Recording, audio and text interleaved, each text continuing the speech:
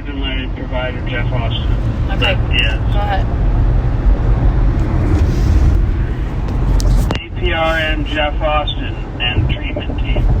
I appreciate you actually working with me. Most providers are much more rigid. Thank you for adjusting doses of Prozac, Abilify, and Vyvanse. I print off a list of medications every 3 months and have been doing so for quite some time, creating a fax pattern on paper that correlates directly with my behavior.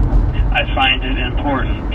My current medication regimen truly is optimal. I was a nervous wreck when I got here. Boost Par did nothing. Najib pulled the 2 milligram Ativan right out from under me and put me on max dose Invega and Cogentin, which affected me adversely. I would have terrible headaches, and Cogentin gave me shooting nerve pain from my hand to my foot and made me projectile vomit. APRN Mike Streeter took a look at me. I was power pacing 8+ hours a day, biting my nails until they bled. Quite volatile. He is ex-military and works with veterans.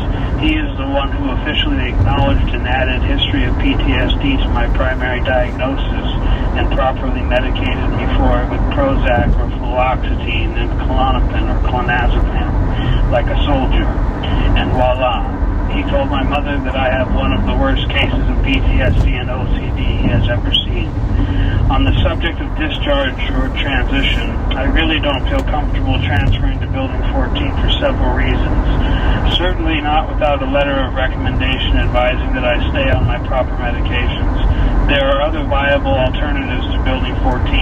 I am sure you are aware of them. Telecare, Community Alliance, Centerpoint, Assisted Living, Community Transitions, Oxford House, and so on.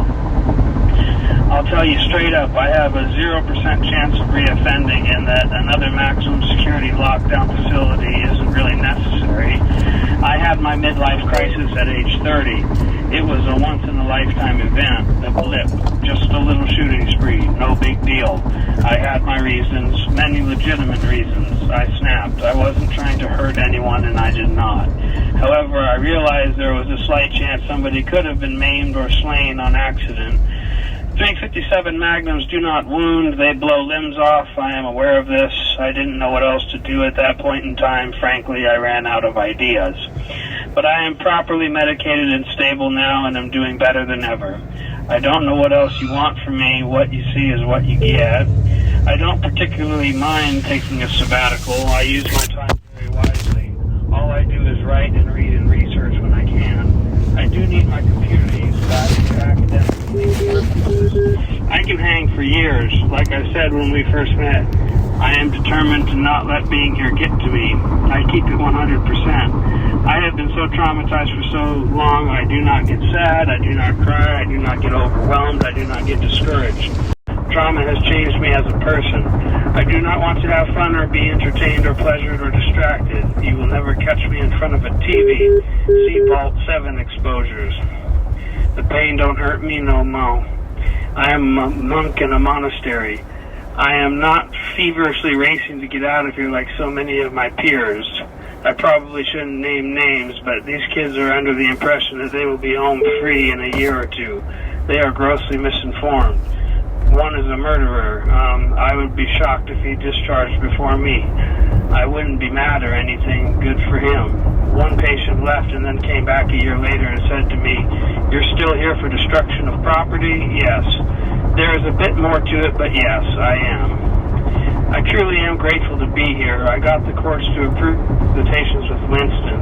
At least he knew where I was and that I was safe. Winston is my child. He died knowing I didn't abandon him. He knew where I was. Winston is all that matters. He is why I pled NRRI. Otherwise, I would have just taken the felonies of unlawful discharge of a firearm times 3, 5 to 10 years. Mara and Winston were my whole world. The first was my calling in life. The second was my sacred angel heart and soul dog child. Both have vanished, which throws me into a bit of an existential crisis and an identity crisis, as both were core elements of my identity itself.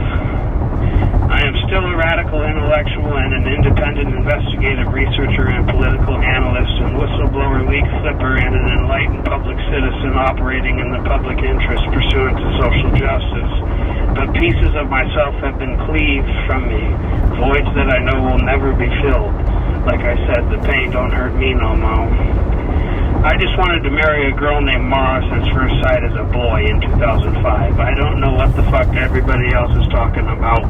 I come from the prestigious Creighton Preparatory Jesuit High School, quite the innocent and noble quest.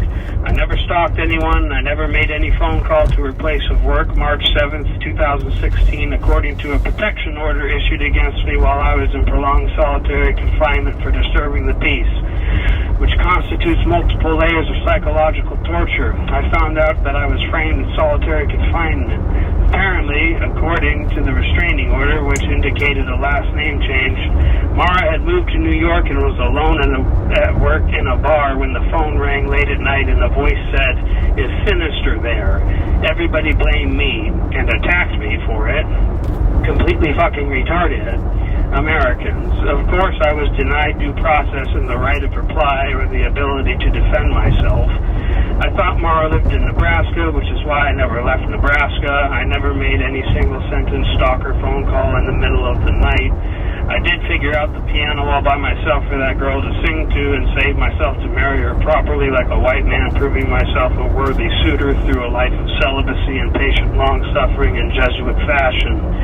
The official narrative of the criminal state is false and often really dumb. 9/11 is a great example. The 2000 election theft is another one. Quote, "We need another Pearl Harbor," end quote. End quote. "Just shut up and shop," end quote. George Bush Jr. The powers that be found out who I care about most and used that information against me, maliciously and successfully. They put the Magic Muffin porn channel onto my hacked devices and framed me for a phone call. How cruel and unusual and radically illegal.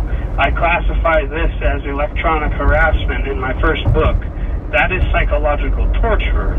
Yes, I am adamant that there exists much wanton and malicious foul play on the part of state actors in the security and surveillance state itself, along with the cult Teen Challenge Rehab, Google, and Facebook, who are surveillance companies and terrorist organizations, and wholly owned subsidiaries of the FBI and the CIA, who are the national political police.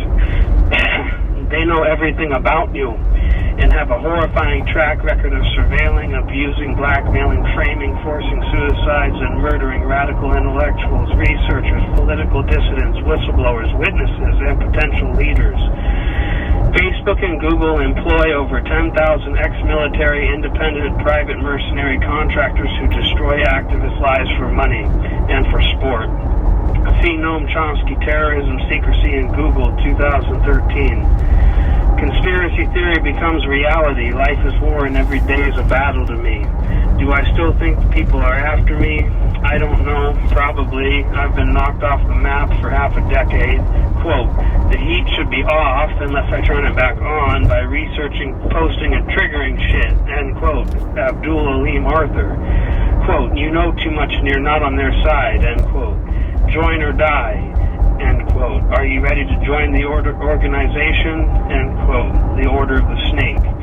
Keep in mind this is a cult-ridden society, the cult of celebrity worship, the cult of careerism, the cult of the self.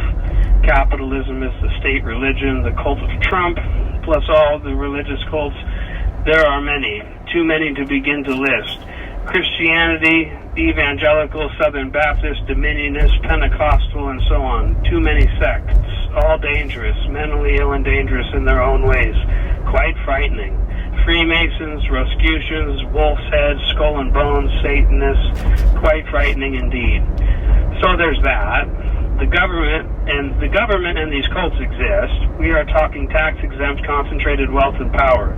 Mega churches, creationist museums, Liberty University, charter schools, and so on. Probably hundreds of millions of zealots and fanatics who speak in the language of violence. You first get people to speak in the language of violence before they carry out acts of violence. These cults get them when they're young, typically. Nothing new. Yes, I was harassed and assailed by the federal government, Teen Challenge Rehab, and the Order of the Snake across the country for years, fleeing for my life with the backpack on foot in a nationwide campaign of hatred against me under color of law. prima facie fantastical until you get to know me and begin to know what I know. See American Fascists, the Christian Right, and the War on America. I am a treasure chest of information. Knowledge is power, and information is the currency of democracy, and virtues are strengths, and character is destiny. I am an up-and-coming public intellectual and political figure. Politics is a game of fear, and the powers that be are well aware of me, and they tried to take me out. I wrote a lengthy book about it, chronicling the events that transpired. I am not insane. I was deliberately driven mad by design. I am not permanently mentally ill and dangerous, and I harbor no delusions or unwarranted sense of paranoia. I know what crippling paranoia feels like. I have been in many dangerous situations and have almost died many times. I have tasted enough of my own fear that it changed me as a person. I don't get paranoid or afraid anymore. I don't give a fuck. My family's disintegrating. Mara's remarried. Winston is dead. I've been erased from the scene. I feel like Marty McFly disappearing from the fucking photograph. My life never even began. My life is over with this NRRI status, basically. My family relocated to New York. I am restricted to the state of Nebraska, separated from my support system. Hopefully I will have my NRRI status terminated, considering the fact that no one got shot.